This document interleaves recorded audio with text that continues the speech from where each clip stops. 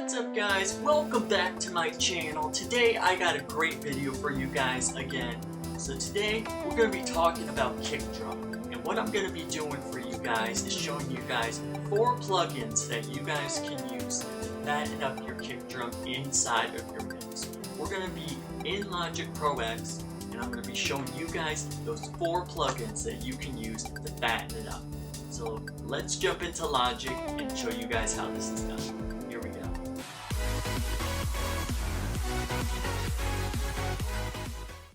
Okay guys, so here we are in Logic Pro X, and the first thing we want to do is take a listen to our drum set.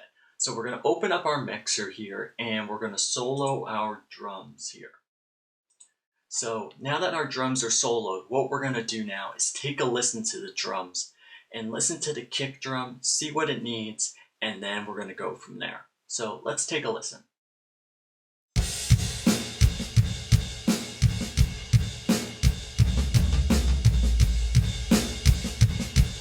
Okay, the kick drum sounds good, it's nice and punchy, but we can make it even better with EQ, compression, tape saturation, and reverb. Those are the 4 plugins we're going to be using today to make this kick drum sound even better. So we're going to dive into that right now, starting with the EQ. Here we go. Okay guys, so what we're going to do is we're going to go over to our kick drum. We're going to open up our drums here, and here is our kick drum right here. So what we're going to do is we're going to solo our 2 kick drums. I have 2 tracks. I have my kick in and I have my kick out, as you can see down here. So what we're going to do here is we have them soloed, and what we're going to use for the EQ is the stock EQ that comes inside of Logic Pro X. Now this EQ is an excellent EQ. We can also use some other EQs by like waves and other stuff, but today we're going to stick with the EQ that comes with Logic. So what I want to focus on first is the low end. Now you might be asking me, Ryan, why are you rolling off the low end on a kick drum? I'm not rolling off the low end completely. I'm only cleaning up the low end way down there just to get rid of the rumble in the kick drum. That's down in the 20 Hertz range to 40 Hertz range. So that's it. So I'll show you right now.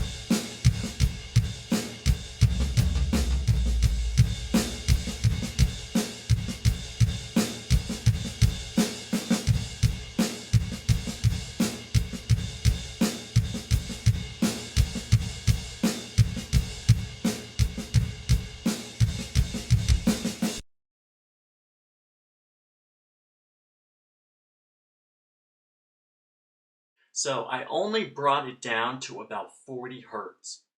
Now that's as low as you want to go. You don't want to go any higher, because if you go any higher, you're going to lose your kick drum. So I'm just getting rid of and cleaning up that rumble that you hear down there and getting rid of it. If you don't get rid of that rumble, what's going to happen is it's going to take over your mix and make it sound completely muddy. Get rid of the rumble down in your kick drum.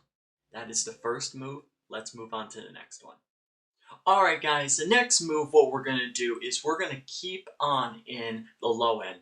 And what I want to do is actually make the kick more fat. So we're going to stick around the 50 Hertz to 80 Hertz range so that we can make our kick drum sound a lot more fat and everything. So we're going to boost a frequency here and find out where we can actually make the kick pop through the mix more. So that's what we're going to do right now. Here we go.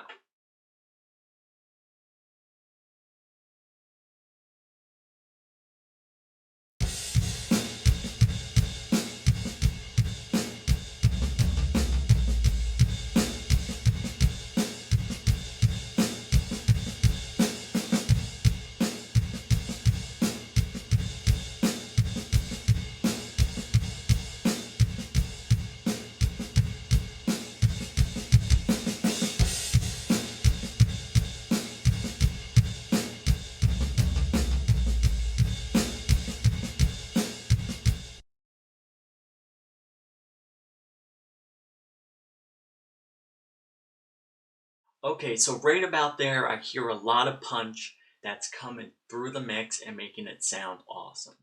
So the next EQ move we're going to move on to. Here we go. Okay, guys, the next frequency is the frequency that I literally cannot stand on drums the most, and it is the 500 hertz range. The 500 hertz range on a drum, kick drum, on all of your drums, just sounds horrible. So you literally, on every single drum track, you want to get rid of this frequency. I have done other drum videos talking about this frequency on my other drum videos, so if you guys haven't seen those videos, go check it out. I'll leave the link to some of the videos down below in the description, so go check them out. So the 500 hertz frequency range is just really bad.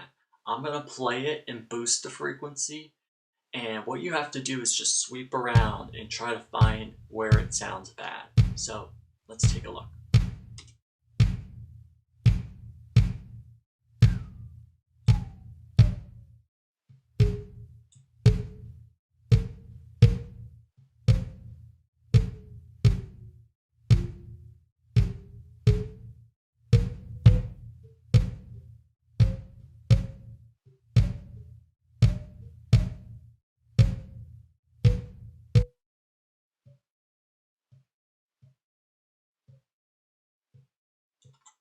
Okay, so pretty much what I am hearing there is I am hearing like a whistle sound, and it sounded really poppy.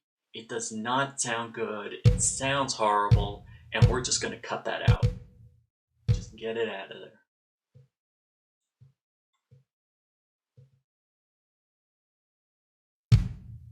Sorry about that, guys.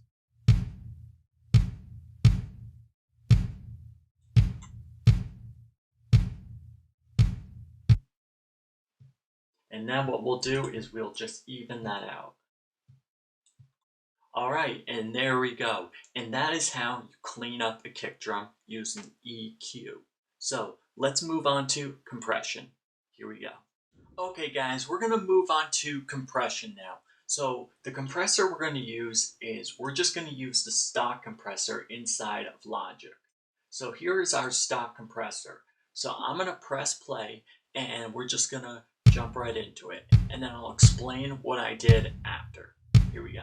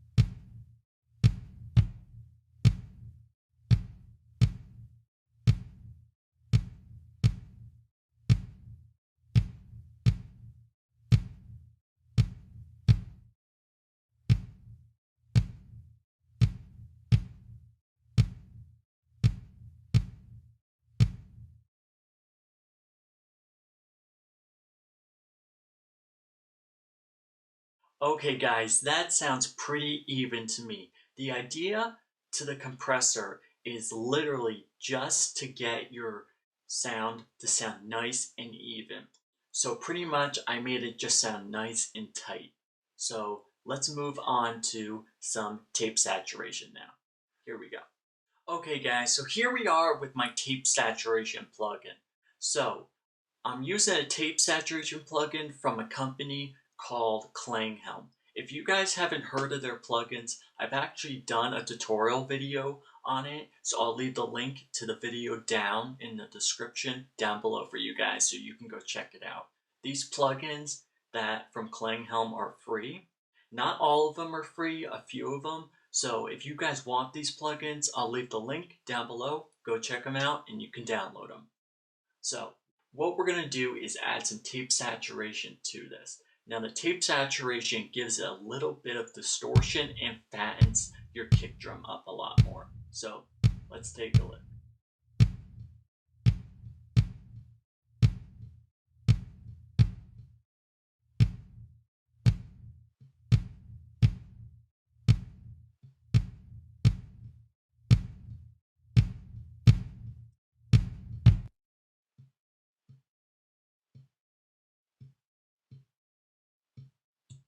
That's the sound I want. I want that punch. I want that nice fat sound that we're looking for.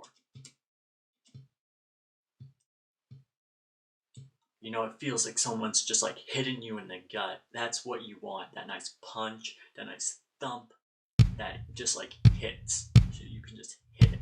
So let's take a look. Keep going.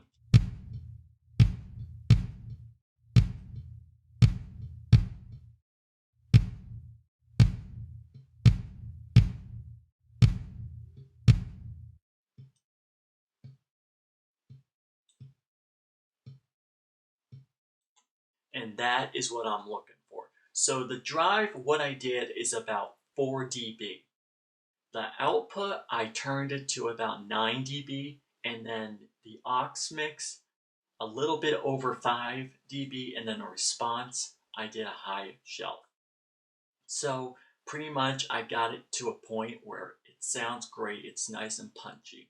Now remember, when you're mixing, you don't want to copy other people's settings because everybody's mixes are different. So don't just go on here and copy the settings I used. You have to mix by your settings and how your mix sounds. Because the thing is, everyone's mix is different. Everybody uses different instruments. So do it your own way, okay? Alright guys, in the last plugin we're going to use for today is we are going to use a reverb. Now, I want to use a reverb because I want to give this kick drum some atmosphere. Now, the reverb, I mean, there are so many things you can do with a reverb. You don't just have to put it on to give it some echo or some like space. You can do so many things. I've done other reverb tutorials for this channel, and if you guys want to go check them out, I'll leave the link in the description down below. So, pretty much what we're going to use is a reverb called Space Designer inside of Logic Pro X. Now, this is my favorite all-time reverb. It sounds great, it is great, and if you use Logic, you probably use this reverb. So what we're going to do is use a preset. So I think I'm going to use a Hall preset. And what I'm going to use is a preset called Bada Church, I think it's called. So I'm going to play the kick drum and we're going to find where it sounds the best. Here we go.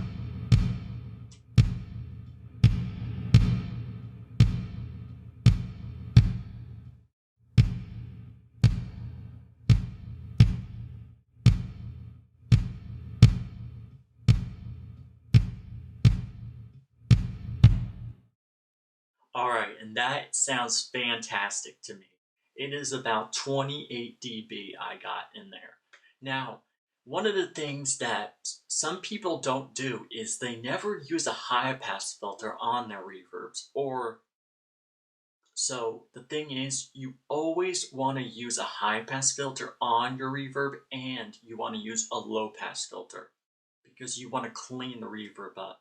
Lucky for me, this reverb comes with a EQ.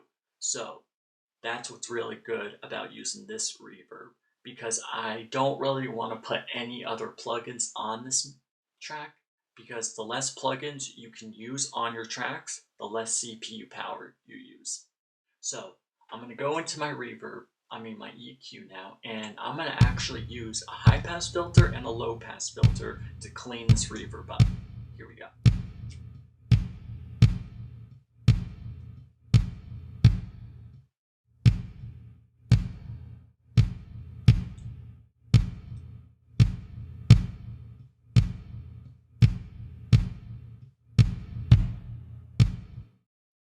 Alright, and that sounds great to me.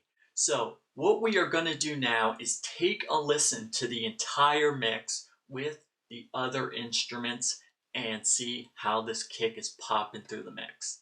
Let's take a listen to it. Alright guys, so what we're going to do now is take a listen to the entire mix with the whole entire instrument and see how the kick is popping through. Let's take a listen.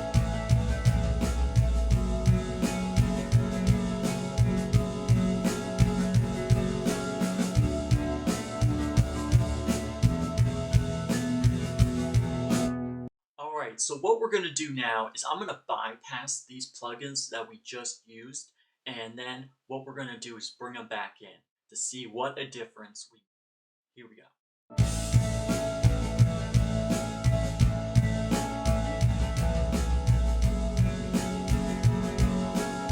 Okay, so that's what it sounds like when the plugins are off. Now, what I'm going to do is bring them in one by one and see what it sounds like. Let's take a listen.